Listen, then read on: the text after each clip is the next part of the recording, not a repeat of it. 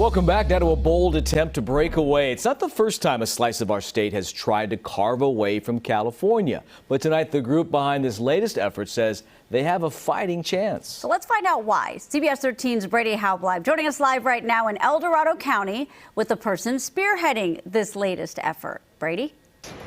Sage. More than 50 miles outside of Sacramento, Sharon Durst lives quietly on her property near Pleasant Valley. This is my garden.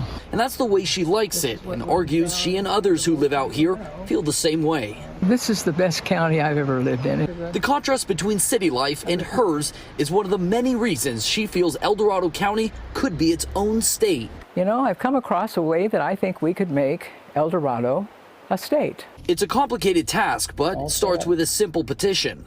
One thought with two answers. Do you want to be a state? She says people who live in the county rarely have a seat at the table when it comes to California politics, and El Dorado County doesn't have a voice. We do not have one representative, be it a state representative in the Assembly or the Senate, or a congressional representative who lives in El Dorado County. Durst is a former supporter of the state of Jefferson, a proposal which would have combined several counties in Northern California and Southern Oregon to create its own state, but that failed in Congress. Now she's pointing to the cracks in the Constitution for a possible opening to create a new state. Congress, right, shall have the power to dispose of and make all needful rules and regulations respecting the territory or other property.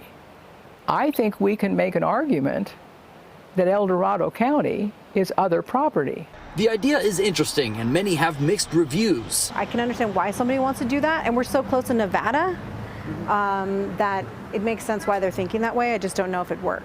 But Durst says the Constitution outlines her argument, and she says she's confident Congress could take it seriously. That we already have government, we're all set up, it's not going to be that difficult for us to be a state. And so the state would be called the Republic for El Dorado State. Sharon and her supporters will soon start gathering signatures for a petition.